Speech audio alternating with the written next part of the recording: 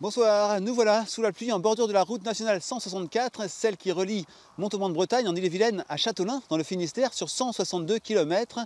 Cette route, elle a été créée en 1837, rien que ça, elle reliait Rennes à Brest. En fait, tout a commencé avec le discours du général de Gaulle en 1969.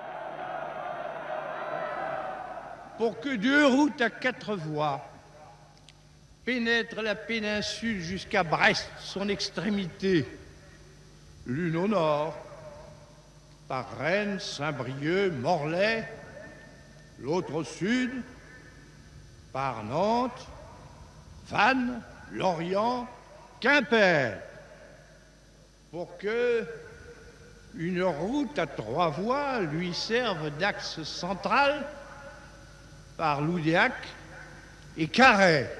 Voici enfin qu'en vertu de son incomparable situation atlantique, la Bretagne devient la base principale de notre puissance navale rénovée.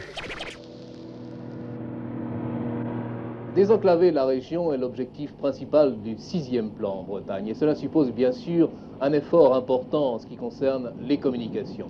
C'est ainsi que le plan routier breton a été lancé dès 1969. Brest serait le sommet d'un triangle dont Nantes et Caen seraient les bases, avec pour axe central Rennes, Loudéac, Châteaulin.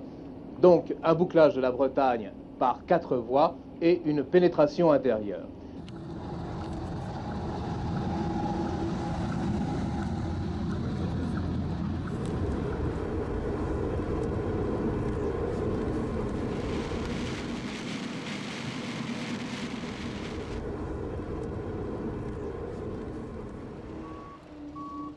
Nous sommes ici sur une future bretelle d'accès à la nationale 164, tout près de Montauban-de-Bretagne.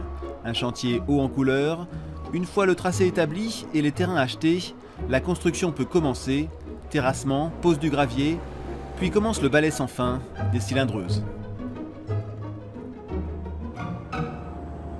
Je me décale de gauche à droite et en avant et en arrière pour pouvoir cylindrer partout correctement. Et jusqu'à temps qu'on arrive, que la personne qui contrôle derrière nous, les labos, nous dise qu'on est bon niveau compactage. Et bah là, après, on avance régulièrement après. But de la manœuvre, solidifier la chaussée. Mais construire une route implique souvent de construire aussi des tunnels, des viaducs et des ponts. Quelques centaines de mètres plus à l'ouest, Michael et ses hommes sont sur le pont, justement. Pour le génie civil, les temps sont durs, alors un chantier comme le passage en 4 voies de la RN 164, c'est une aubaine. On est sur des petits ouvrages qui fait 40-45 mètres. Il faut à peu près 6 mois de travail à peu près sur ce chantier-là, à raison de 4 à 5 personnes, plus un pic d'activité de temps en temps, lors des bétonnages de tablier que l'on fait justement demain matin. On a 250 mètres cubes à couler dans ce tablier demain matin. Donc voilà à peu près ce que ça représente, quoi. Une fois les ponts et tunnels construits, une fois le revêtement prêt, il faut alors s'occuper de l'éclairage et la signalisation.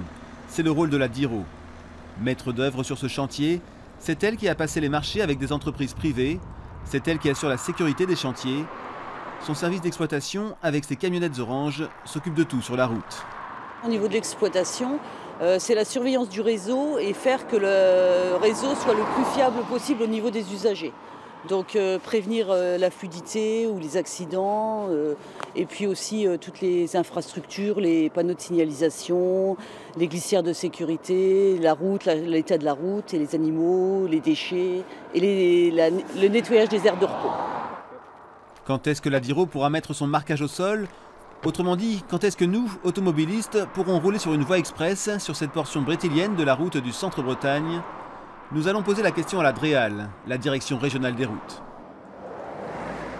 Alors nous sommes donc toujours sur le bord de la RN 164 entre Montauban et Saint-Main-le-Grand, une route qui va passer en 4 voies prochainement. Je suis justement avec Pierre-Alexandre Poivre, chef de service, maîtrise d'ouvrage à la DREAL. Alors ce tronçon-là, quand est-ce qu'il va passer en 4 voies ?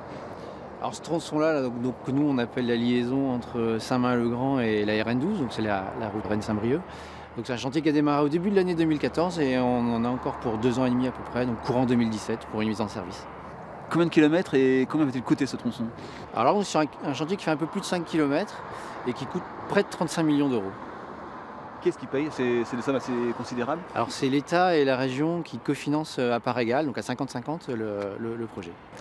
Est-ce qu'on peut parler d'un esprit RN 164? C'est la route du désenclavement du centre-Bretagne. C'est tout un territoire, je dirais, le centre-Bretagne. En Bretagne, on a les métropoles, on a le littoral, et puis on a ce centre-Bretagne qui est un petit peu éloigné, je dirais, des grandes agglomérations, voilà, des grandes zones économiques, mais qui est important pour le développement de la Bretagne. C'est tout le secteur agricole, de l'industrie agroalimentaire, et puis pour tous les gens qui habitent et qui souhaitent continuer d'habiter, de travailler dans ce pays. Est-ce qu'on peut dire que les gens ils sont attachés? Est-ce qu'ils mettent un petit peu la pression là, pour passer en cas de vol le plus rapidement possible? On sait que c'est un chantier de longue haleine. Il y a effectivement beaucoup d'attentes parce que ça fait assez longtemps qu'on en parle.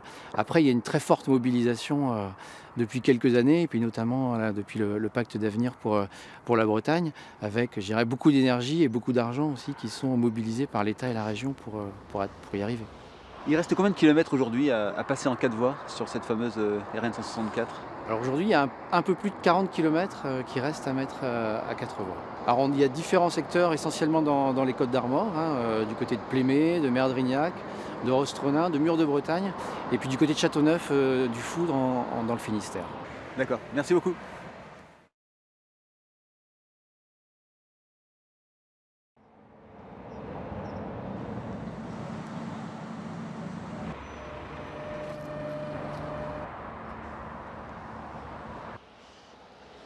Voilà, fin de chantier pour aujourd'hui. Demain, nous continuons notre itinéraire le long de la nationale 164 pour parler du désenclavement du centre-Bretagne. Nous serons à Loudéac. Tous nos reportages, nos infos sur bretagne.france3.fr.